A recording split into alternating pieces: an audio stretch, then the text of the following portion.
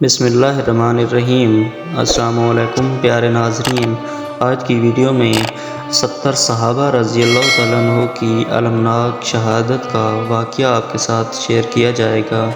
عامر بن مالک مدینہ منورہ میں حضور نبی کریم صلی اللہ علیہ وسلم کی خدمت میں حاضر ہوا۔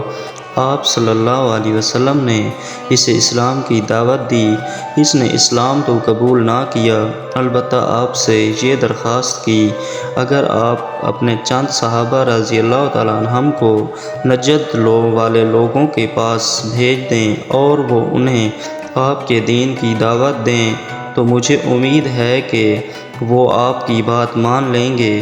یہ سن کر آپ نے فرمایا، مجھے اپنے صحابہ کرام کے بارے میں نجد والوں کی طرف سے خطرہ ہے۔ اس پر عامر بن مالک نے جواب دیا، میں ان لوگوں کو پناہ دیتا ہوں، آپ انہیں بھیج دیں تاکہ یہ لوگوں کو آپ کے دین کی دعوت دیں۔ مجھے امید ہے لوگ ان کی بات مان لیں گے۔ آپ صلی اللہ علیہ وسلم نے اس کی بات مان لی اور اپنے صحابہ کرام رضی اللہ تعالیٰ عنہم میں سے 70 بہترین مسلمان صحابہ کو اس کے ساتھ روانہ فرمایا۔ آپ نے ان مسلمانوں پر قبیلہ بنو سعدو کے منظر بن عمرو کو امیر مقرر فرمایا۔ ان بہترین مسلمانوں میں حضرت حارث بن سمیہ، حضرت حرام بن ملحان، حضرت عروہ بن اسما، حضرت نافع بن بدیل، حضرت ابوبکر رضی اللہ تعالیٰ عنہ کے غلام عامر بن فہیرہ رضی اللہ تعالیٰ عنہم شامل تھے۔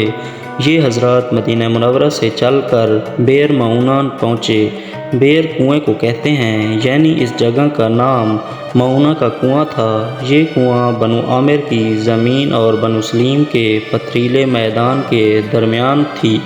ان حضرات نے جب یہاں پڑاؤ ڈالا تو حضرت حرام بن ملحان کو حضور نبی کریم صلی اللہ علیہ وسلم کا خط دے کر عامر بن طفیل کے پاس بھیجا۔ حضرت حرام بن ملحان عامر بن طفیل کے پاس پہنچے۔ آپ نے نبی کریم صلی اللہ علیہ وسلم کا خط اس کی طرف بڑھایا۔ اس نے خط کی طرف دیکھا تک نہیں، بلکہ حضرت حرام بن ملحان رضی اللہ تعالیٰ عنہ پر حملہ کر کے انہیں شہید کر دیا۔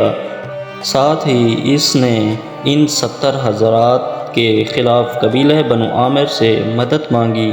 قبیلہ بنو عامر نے اس کی بات ماننے سے انکار کر دیا۔ انہوں نے کہا، ہم تمہاری بات نہیں مان سکتے کیونکہ عامر بن مالک انہیں پناہ دے چکا تھا۔ ہم اس کے معاہدے کو توڑنا نہیں چاہتے۔ ان کی طرف سے انکار سن کر عامر بن طفیل نے قبیلہ اوسیہ، قبیلہ راغل اور قبیلہ زاکون سے ان حضرات کے خلاف مدد مانگی۔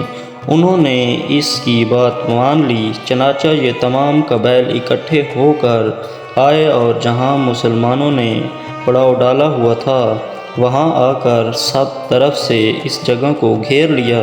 جب صحابہ نے دیکھا کہ کافروں نے انہیں گھیر لیا ہے تو انہوں نے تلواریں نکال لیں۔ انہوں نے نہایت جمع مردی سے ان کا مقابلہ شروع کر دیا، لیکن وہ تعداد میں بہت زیادہ تھے اور یہ صرف 70۔ جنگ جاری رہی یہاں تک کہ ایک ایک کر کے تمام صحابہ شہید ہو گئے۔ اللہ ان پر رحم فرمائے۔ البتہ ان حضرات میں سے حضرت کعب بن زید رضی اللہ تعالیٰ عنہ ہی زندہ بچے۔ وہ بھی زخمی تھے لیکن ان میں کچھ جان باقی تھی۔ کافر انہیں چھوڑ کر چلے گئے۔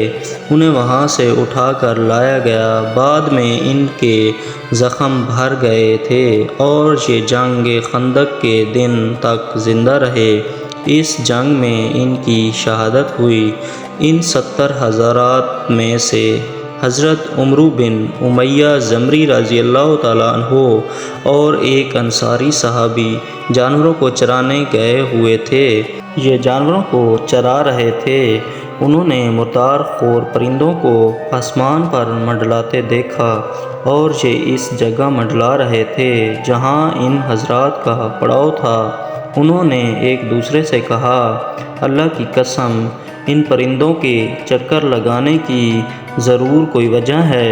دونوں پڑاؤ کی طرف چل پڑے۔ نزدیک پہنچے تو انہوں نے دیکھا ان کے سب ساتھی خون میں لت پت پڑے ہیں۔ ابھی وہ کافر بھی وہیں موجود تھے جنہوں نے ان حضرات کو شہید کیا تھا۔ یہ حالت دیکھ کر انصاری صحابی نے حضرت عمرو بن امیہ سے کہا، تمہارا کیا خیال ہے، ہمیں کیا کرنا چاہیے؟ حضرت عمرو بن امیہ رضی اللہ تعالیٰ عنہ نے کہا، میرا خیال ہے ہم جا کر حضور نبی کریم صلی اللہ علیہ وسلم کو اس واقعے کی خبر دیں۔ یہ سن کر انصاری صحابی نے کہا، میں تو جان بچانے کے لیے اس جگہ کو چھوڑ کر جانا نہیں چاہتا جہاں حضرت منظر بن عمرو رضی اللہ تعالیٰ عنہ جیسے شخص کو شہید کر دیا گیا ہو۔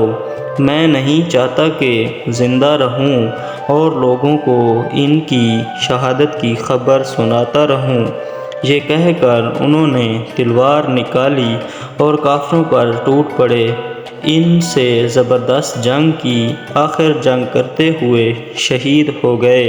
کافروں نے حضرت عمرو بن امیہ زمری کو گرفتار کر لیا، لیکن جب انہوں نے بتایا کہ وہ قبیلہ مضر کے ہیں تو عامر بن طفیل نے انہیں چھوڑ دیا۔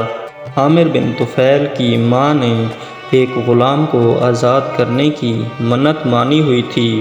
اس نے اپنی ماں کی منت کو پورا کرنے کے لیے انہیں رہا کیا۔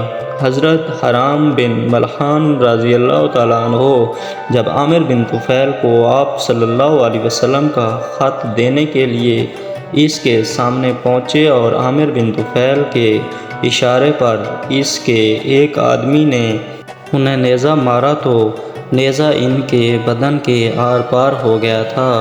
اس وقت ان کے منہ سے یہ الفاظ نکلے تھے، رب کعبہ کی قسم میں کامیاب ہو گیا۔ ایک روایت کے مطابق جس شخص نے نیزہ مارا اس کا نام جبار بن سلمی کلیبی تھا، اور جبار بن سلمی نے اس بات پر حیرت ظاہر کی تھی کہ حضرت حرام بن ملحان کو جب اس نے نیزہ مارا تھا تو انہوں نے کہا تھا، رب کعبہ کی قسم میں کامیاب ہو گیا۔ یہ کس کامیابی کی بات تھی؟ تو اسے بتایا گیا کہ یہ جنت کے ملنے کی کامیابی ہے۔ اس پر جبار بن سلمی نے کہا تھا، اللہ کی قسم حضرت حرام نے سچ فرمایا تھا، اور اسی بنیاد پر جبار بن سلمی مسلمان ہو گئے تھے۔ نبی کریم صلی اللہ علیہ وسلم نے راغل، زاکون، بنو لحان اور اوسیہ قبیلوں کے لیے 30 دن تک بددعا فرمائی، کیونکہ ان لوگوں نے نافرمانی کی تھی۔ انہوں نے اس پناہ کی خلاف ورزی کی تھی جو ان صحابہ کرام کو دی گئی تھی۔